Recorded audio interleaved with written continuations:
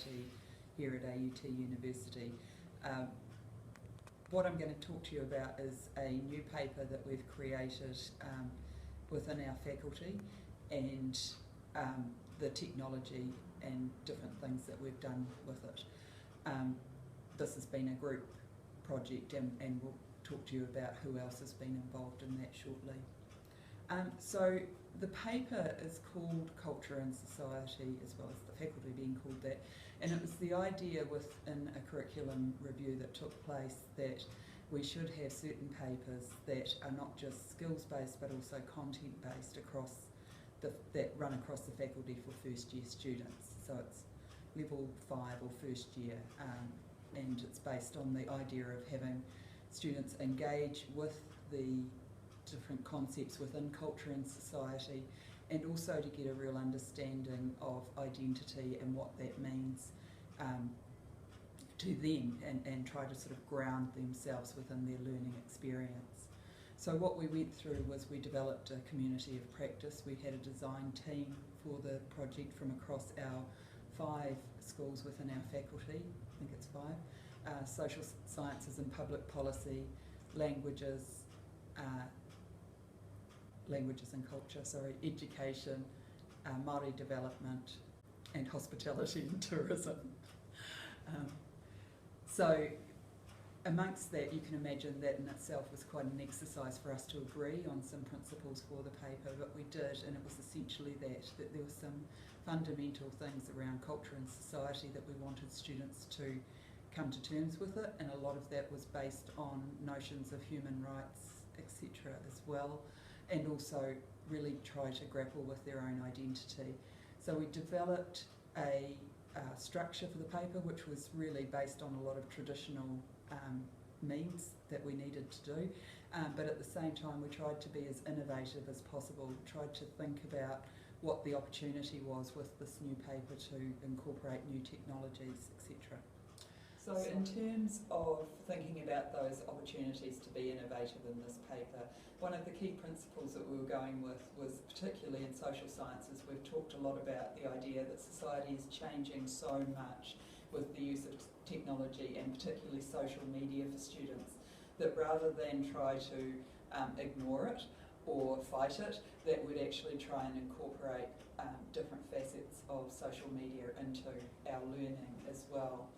So we have come up with using the Google Plus platform and making that really central to our engagement with the students outside of the classroom, but also incorporating it into classroom activities where we could. So we had all our students voluntarily had to enrol in Google Plus, but the way that we caught them with that was essentially the idea that they would be submitting 3 of their 4 assessments through Google Plus. And very much the idea that they shouldn't just be submitting to it, but that they should be sharing and sharing other resources and that, and I'll talk a little bit later about how well that went. The first project we did, which was in the first 4 weeks, was a photo sharing exercise where there were 4 concepts. They were identity, culture, human rights and historical influences, and they matched with our first 4 weeks of content. And what we asked students to do was to find a picture, whether they created it themselves or picked it up off the net or whatever, that they thought represented their view of culture, their view of identity, their view of an historical influence that's still important today, and also of human rights. And so the students shared all of those 4, and the idea was within the exercise that they had to make a caption within 50 words where they explained what they saw or what they wanted their audience to see within the picture.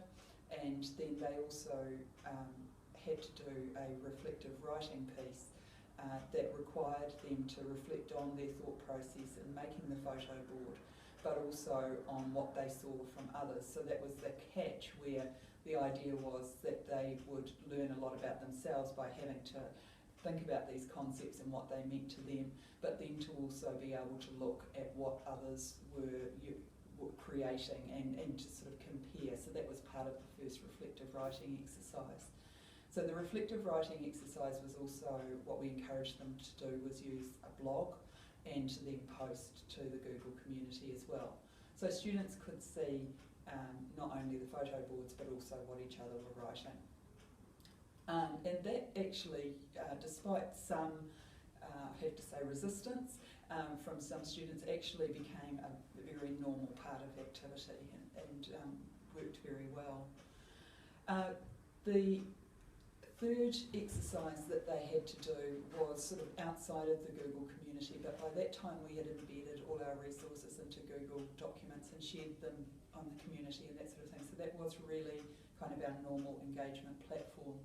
And so the third activity was a group work project, which a lot of which was done face-to-face within the tutorials, where they had to, from the photos and everything that had been shared, we established some key themes that were coming through and we designated them to different groups.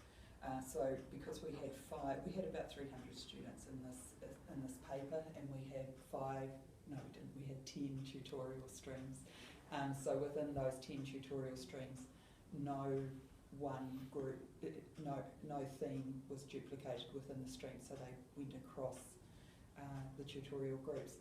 We basically gave them a brief that they had to look at a particular theme. One was, for example, respecting Indigenous human rights. Another was building effective communities. The idea of also how to create an inclusive society.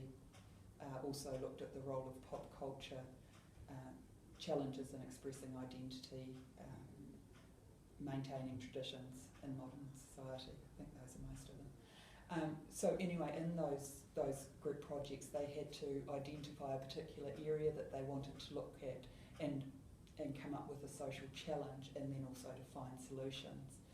And the brief that we gave them essentially was that we wanted them to be innovative. So we were also challenging them to not just to go beyond just the online engagement we were doing, but also to think innovatively about how they could present their ideas. And so we essentially gave them carte blanche on that. And that was really interesting. Some of the groups ended up doing a PowerPoint. That was predictable, and that was fine. Some of them were very good. Others were pretty standard. But then there were some students who really pushed the limits and did role plays. One group, which was probably the most outstanding, did what you might call a sort of a skit or a performance, where they'd actually written a whole very long poem in relation to arguing about stereotypes of Pacific Island people, and with the message of challenging stereotypes and establishing messages around non-conformity of those, to break away from the negative stereotypes that they felt they experience in society. So what we did with that was that we lecturers all videoed each of those presentations, whether it was a fairly standard one or not, so that we could then share them in a symposium later on. Just to go back a moment though, actually what we also found was that a lot of students showed that they were very clever at using their own phones to do videos and that as well. So there were, even within standard PowerPoints, there were a lot of videos shown, or there were students showing videos of things they were observing, or showing their own cultural context, etc. So that was quite exciting. Because we did have 300 students and we had sort of logistical issues like two different lecture times across the group and that sort of thing, we actually didn't have a standard sort of opportunity for all of our students across the paper to meet with each other and see each other's work. And that was an issue because, again, we wanted them to be able to see how different disciplines dealt with similar themes. So we had held a symposium towards the end of the semester, where we picked up a lot of the videos either that we had taken of students doing a performance or their presentation, or the videos that they'd given us, and we shared them when we got together over a couple of hours session. And that was really neat because, first of all, it gave some real inspiration to students about what else others were doing, but it also gave a chance to see, so for example, some hospitality students focused on talking about cultural sharing and how to break down cultural barriers and how they would see that as happening through the sharing of food and teaching people about food. Whereas students perhaps of more social sciences were thinking more, arguing more around identity and how social contexts create barriers and opportunities for sharing, cultural sharing. So it was quite neat for them to be able to see those differences. So, and then there was a final reflective writing piece, and that's been really interesting, which in reading, because what we've seen is students telling us about what they got out of this kind of different medium. First of all, that actually having to think about themselves a little bit, position themselves in their learning was at first uncomfortable, was a common theme, but actually quite enlightening was the second theme, so that was a good thing.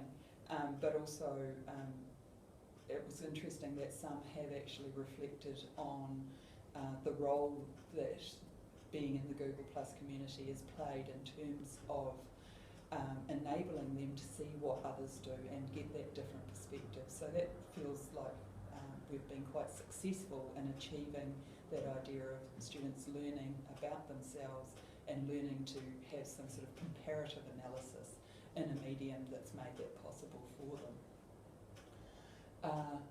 Yeah, so that's been our first run. It's been a pretty hectic semester because we've tried lots of different things, and they've all been new to us as well as to students.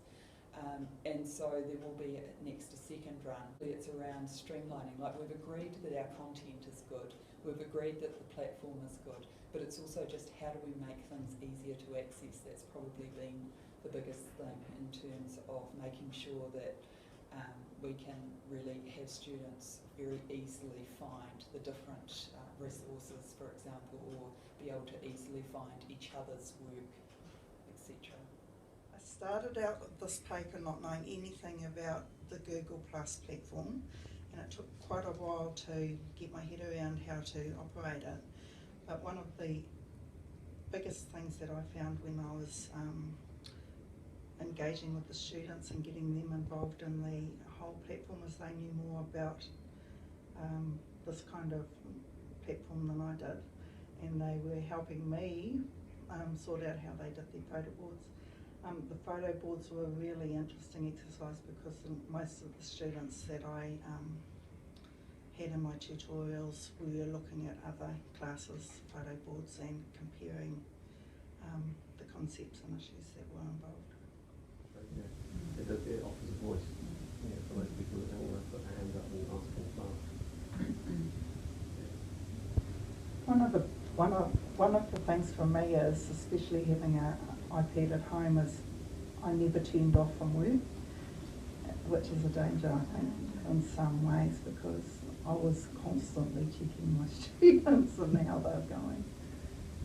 I did that what they were doing on the community. Yes, I had it at home, and I just while watching TV, I was looking at to see what's happening. Notifications and who's posting, checking the students how it's engaging. Yeah. And looking at other students.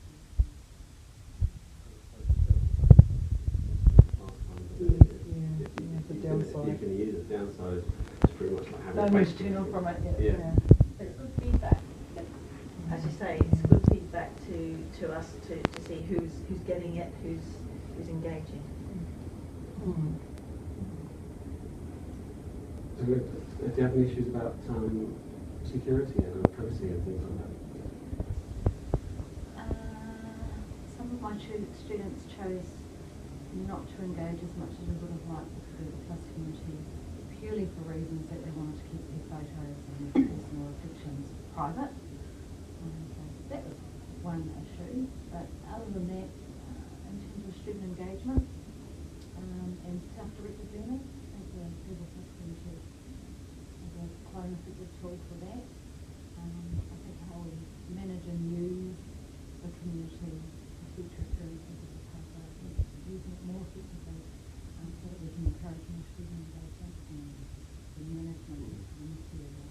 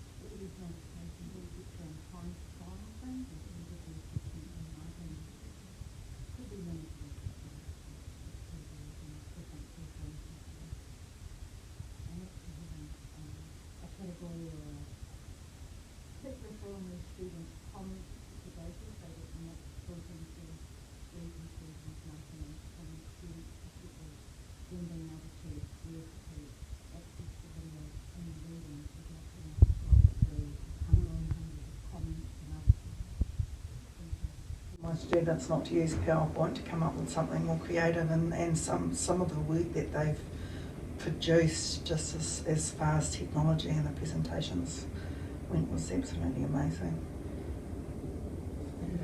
I think that there's still that quite hard work.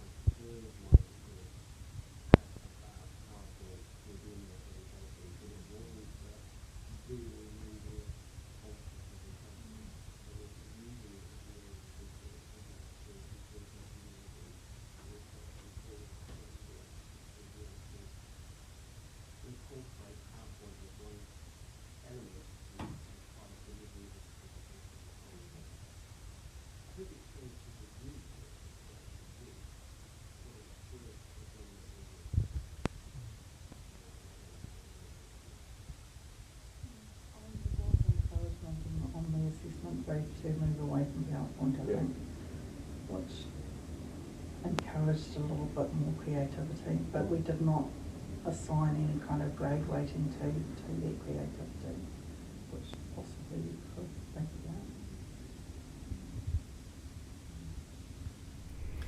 I didn't have students in this paper, but I was involved in the development right from the start.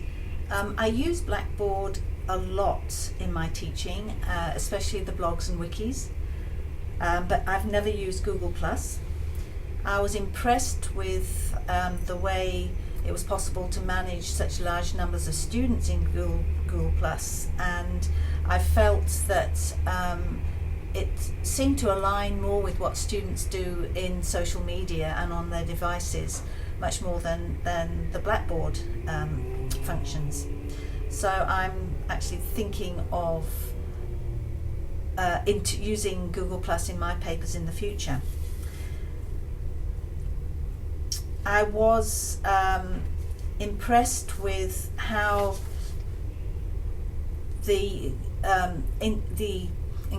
Google Plus seemed to make the student interaction with the paper more dynamic, and how it made it enabled assessment to be more creative, and it will probably help us be more creative in delivery in the future once the lecturers get used to using it. But there did seem to be a few students who took ages to join the community and didn't seem as comfortable using the technology as others, and this is an area that we'll have to work on in the future. So one of the highlights for me in this semester with the new paper has been that we have had a really awesome community of practice. So we've had me from social sciences and public policy, and I've been supported by a tutor, Shakisha, who has been awesome and really bought into the idea of needing to be collaborative and keep talking while we're sort of trying new things. And so to have Steve Cox and Kerry-Ann Wikatera from hospitality and tourism. We've had Megan Lowry from education. We've had Erina Foster from Te Arapotama, Māori development. But we've also had Debbie Corder, who didn't have any students in there but constantly stayed in, which was awesome, and her students will start next semester.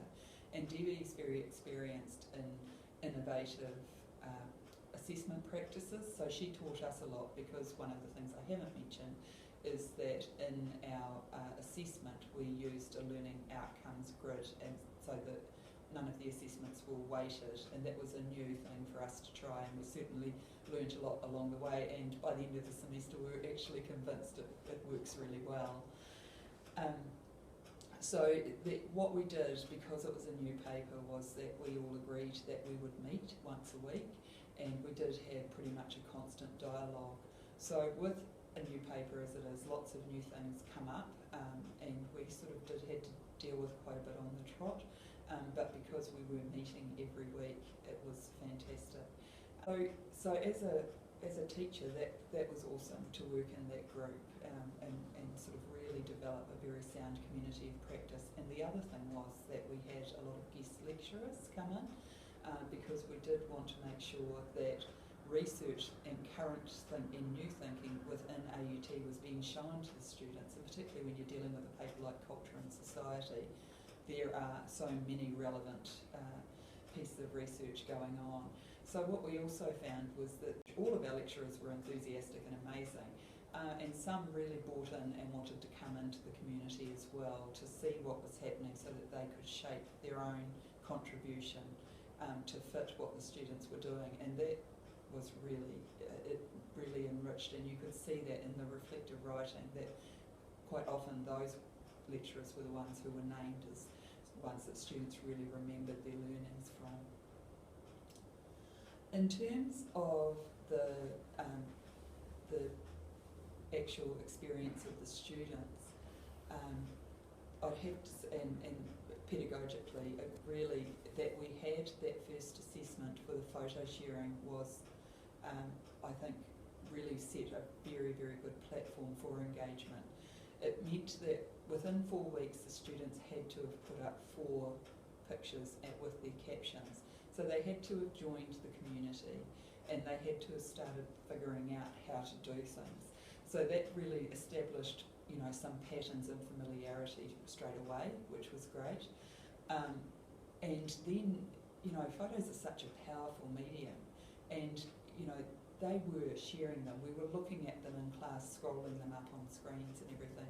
But also, we wanted them to try and to comment on each other's and that sort of thing. And that wasn't hugely successful, but certainly it was clear what different, but some particular photos that a lot of students saw or commented on because they were a little bit different or something like that. And that was really amazing, because what it then did was set up some familiarity with the community, that then they were more comfortable with the idea of starting a blog and putting that up, connecting that to the community. But also then when we chose the group work themes, we used those photo boards, so we could essentially go, these are your themes, these are actually what we have seen come out of your photo boards. So we found that the way we had designed things was working really well, and it was working really well because of what the community could give us too in terms of that engagement for the students.